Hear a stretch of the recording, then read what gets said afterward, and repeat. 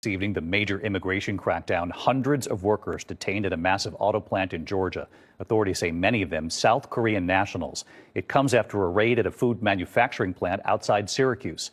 And tonight we hear from the man who runs that plant, what he says about the workers he hired. Here's our Chief Justice correspondent, Pierre Thomas. Tonight, hundreds of South Korean nationals detained during a raid on a Georgia Hyundai plant, the latest sign of an ever-escalating and massive deportation effort by the Trump administration.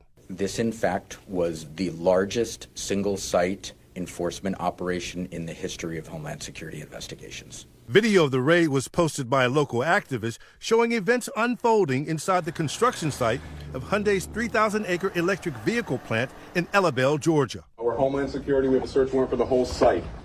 We need construction to cease immediately. A show of force involving scores of state and federal agencies, including the FBI. 475 people taken into custody, most of them South Koreans. Hyundai says those detained did not work directly for the company, but for a network of subcontractors that the plant used. And another raid this week, hundreds of miles away, outside of Syracuse, New York. Federal agents converging on this food manufacturing plant in Cato, New York.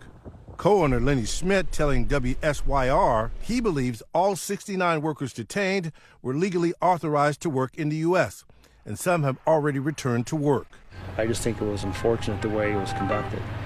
I think it could have been conducted a lot easier and more proper.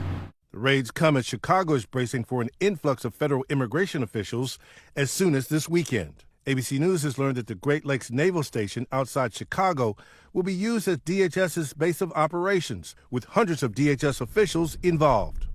David, as you know, South Korea recently pledged to invest billions in the U.S. President Trump was just asked in the Oval Office whether the Georgia raid could signal a clash between his immigration agenda and his economic goals. He said if those workers were here illegally, they need to be removed. David? Pierre Thomas live in Washington. Pierre, thank you.